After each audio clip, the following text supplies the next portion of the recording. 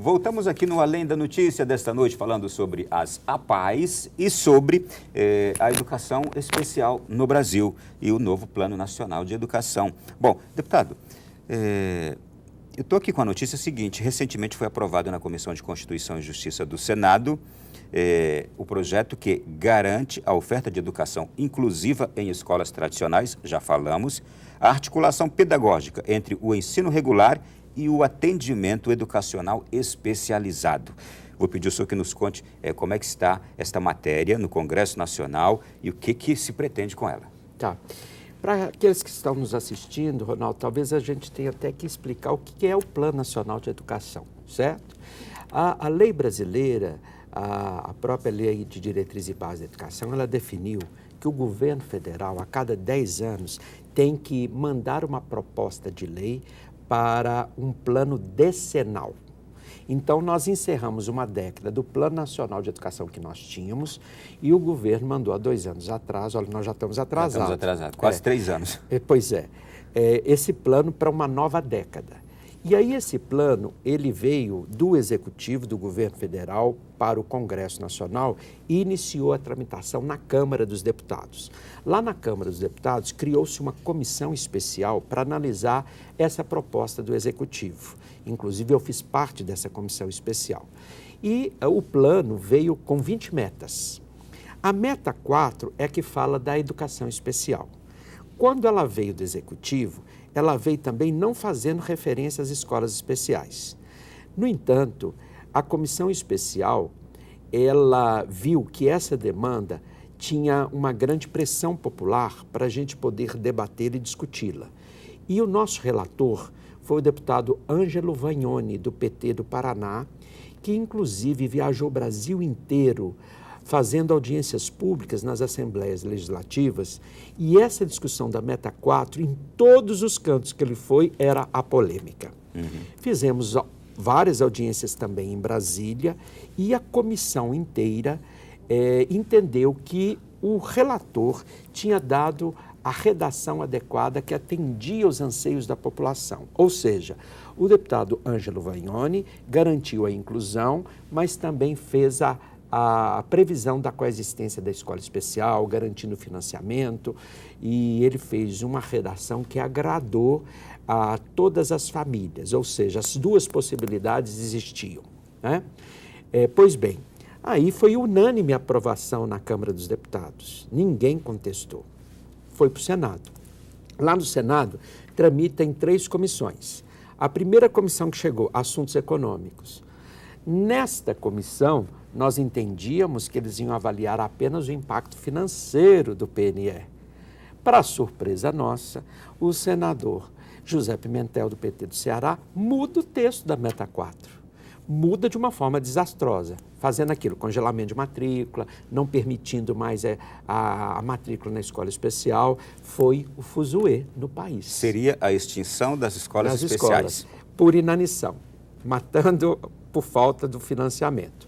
Pois bem, aí houve uma reação no Brasil, manifestações, ato público, fizemos também aqui uma caminhada em Brasília, redes sociais ficaram sabendo, foi um choque. E aí saiu da Assuntos Econômicos com esse texto, que não nos atendia, e foi para a CCJ. Na CCJ, então, já estava o circo armado, a polêmica armada. E tentamos, com o senador Vital do Rego, justamente sensibilizá-lo, mostrando que aquele texto não nos atendia. Foi quando o MEC entendeu que precisava rever, porque o senador José Pimentel fez o que o MEC tinha pedido para ele. E mais surpresa nossa, porque o texto da Câmara foi aprovado foi negociado com o governo federal. A ministra Gleice Hoffmann concordou com o texto da Câmara, dizendo que era a posição da presidente da República. E aí é que nós assustamos. E aí veio essa proposta do MEC, do ministro Mercadante. Inclusive atravessando a negociação anterior com o governo, tá? Bom, aí o senador Vital do Rego aprimorou o texto, porque o MEC teve que ceder, porque a pressão foi muito grande. O que ele cedeu no texto, que foi aprovado recentemente na CCJ? Ele tirou o congelamento das matrículas, retornou o texto do Fundeb, financiando, e ele mudou a meta, o texto, vamos dizer, do caput, porque é uma meta e estratégias. Então, a meta, ele colocou que a educação básica é ofertada de 7 a partir de 4 anos de idade, e sendo que o atendimento especializado tem que ser feito preferencialmente na rede regular de ensino, e remetendo à Constituição Brasileira e à Convenção da ONU. Então, a gente entende que ele não explicitou no texto claramente a escola especial. Ele nem fez referência negando, mas também não fez referência afirmando. O que é um risco ainda. É um risco. E por isso eu conversei recentemente com o senador Ciro Miranda, do PSDB de Goiás, que é o presidente da Comissão de Educação.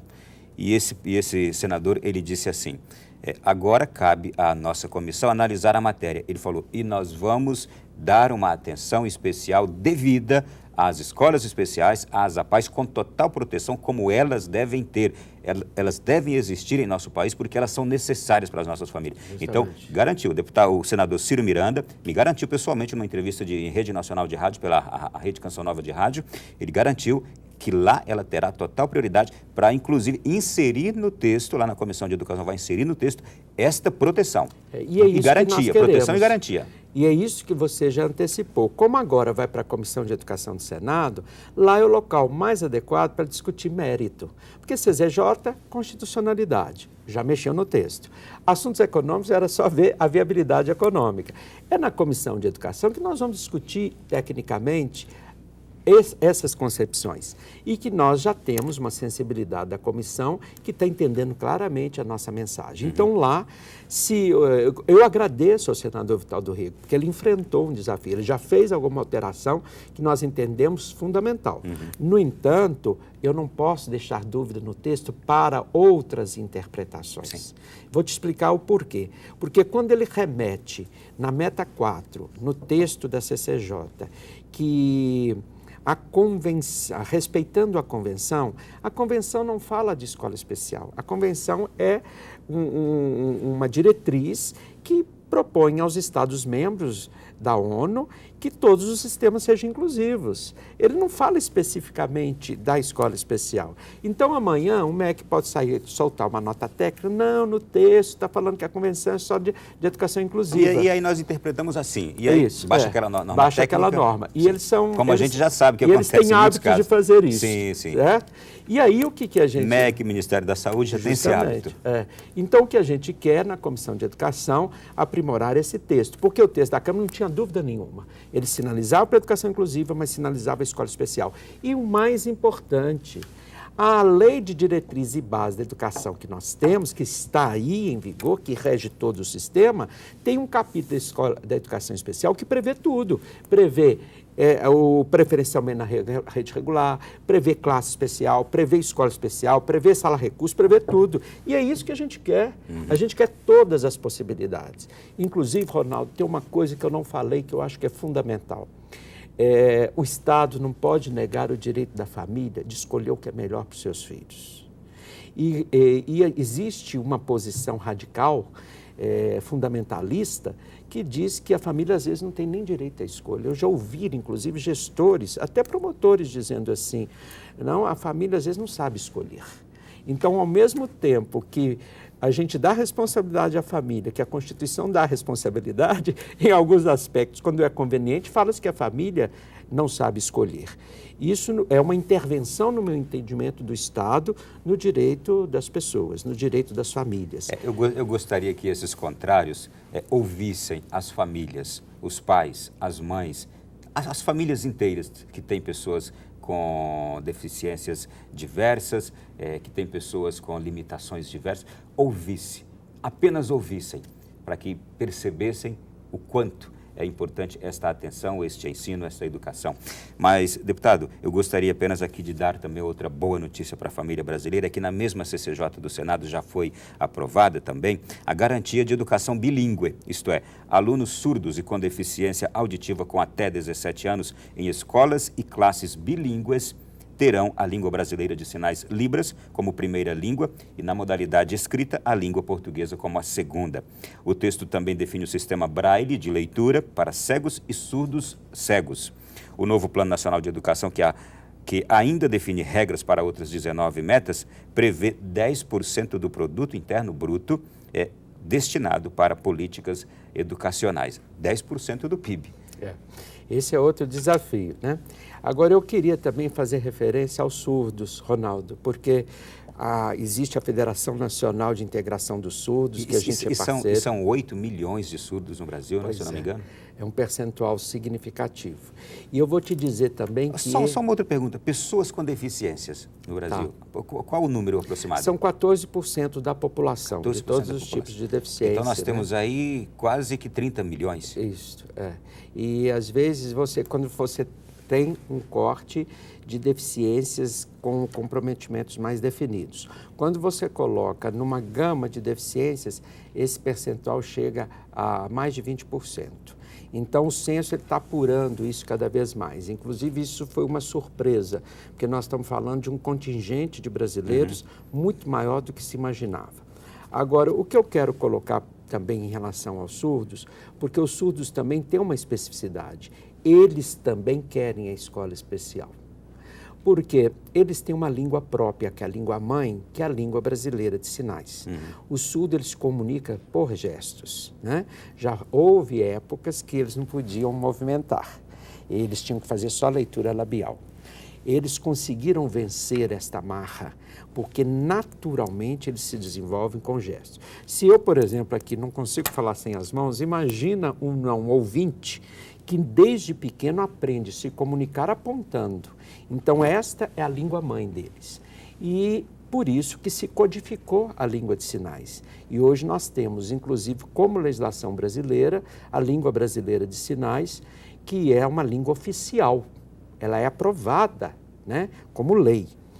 Então, com isso, eles partiram para a luta de que eles querem uma escola especial bilíngue, onde todos os professores dominem as duas línguas. Hoje, o que às vezes é garantido é o intérprete. E eles questionam muito se esse intérprete oferta a qualidade de ensino que eles precisam. Porque o intérprete, às vezes, é o mesmo para poder ensinar português, matemática, geografia, história, língua estrangeira. Existe intérprete com conhecimento de conteúdos para transferir um aprendizado para um aluno. Então, eles defendem a escola bilíngue, porque essa é uma escola de qualidade. E por que eles defendem a escola especial? Porque eles falam que eles convivem 20 horas com ouvintes. Eles precisam, inclusive, ter 4 horas entre eles para desenvolver a língua própria, porque a língua você pratica, você desenvolve na prática e na convivência. Então, eles também não estavam satisfeitos com o texto que o Senado modificou. Na Câmara foi aprovado do jeito que eles queriam e agora no Senado eles estão somando as nossas lutas. Temos uma longa batalha por aí e vai dizer que não é legítimo o que esses 8 milhões de brasileiros desejam, escola bilíngue. É legítimo, não tem como questionar isso. Muito bem. Deputado, eu fiquei extremamente contente de conhecê-lo, deputado Eduardo Barbosa, ex-presidente nacional da Federação das APAES e atual presidente da Federação da APAE de Minas Gerais. Obrigado por ter vindo ao nosso programa e por nos trazer aqui esse conteúdo estupendo. Eu que agradeço, Ronaldo. Lembrando que o Senado, se Deus quiser, teremos a vitória, queremos que tenha, porém, as modificações feitas, o texto volta para a Câmara, e a Câmara vai aceitar ou rejeitar as mudanças do Senado. Então, ainda nós temos esse trâmite, caso o Senado não nos corresponda. Há um prazo para finalizar esse trâmite todo? Já era para ter finalizado ano passado, então... É possível ainda em 2013? Acredito que hoje o governo quer que isso resolva esse ano e os parlamentares também desejam. Inclusive porque emperra o PNE. Justamente. Tem metas importantes em várias áreas da educação. E você não imagina, Ronaldo, o quanto foi importante esse programa, porque eu que ando muito no meu estado, Minas Gerais, e no Brasil inteiro, aonde eu chego, as pessoas querem entender, porque elas viram falar, mas não sabe dessas especificidades. Então, você está alcançando um público hoje da população, do homem comum que assiste vocês, que agora eles vão entender com muito mais clareza qual que é esse imbróglio. E essa é a nossa intenção, de Justamente. E nós recebemos apoio também da Confederação dos Prefeitos dos Municípios, que fizeram nota pública, porque eles é que estão com problema na ponta. Nós recebemos várias moções de câmaras municipais apoiando o trabalho das nossas entidades, organizações. Eu quero aproveitar o seu espaço para agradecer aos vereadores, aos prefeitos que se mobilizaram e a adesão da população. E por último, Ronaldo, você vai me pedir, eu vou pedir licença. Em Minas Gerais, nós temos uma cidade na região metropolitana de Belo Horizonte que chama Florestal. É uma cidade pequena, porém nós temos uma APAI e o presidente da APAI de Florestal foi o primeiro deficiente intelectual presidente da nossa organização. E ele é um carismático que frequenta a Canção Nova e com certeza ele vai estar assistindo o nosso programa, tá? Então, o nosso abraço. Eu quero dar um abraço para o Alisson, que é uma pessoa formidável lá de Florestal. Eu estou aqui na Canção Nova, que você fala tanto, olha, e deram esse espaço para a gente poder conversar sobre um assunto que ele lutou muito. Ele luta, porque ele é um grande porta-voz do movimento. Inclusive, aqui em Brasília, ele foi para cima do caminhão e fez a sua defesa como depoimento de vida, porque ele esteve na escola comum e viu que não era o que ele necessitava. Alisson é o nome dele? Alisson. Vou querer conhecê-lo. Obrigado, deputado. Prazer tê-lo aqui. Eu que agradeço, Ronaldo. Obrigado a todos. A você que nos acompanhou, nosso muito obrigado também. Na próxima semana voltaremos com outro tema especial aqui em nosso programa. E esse programa você pode rever também na internet. Além da notícia.net é a nossa página. Boa noite, bom sono e até a próxima semana.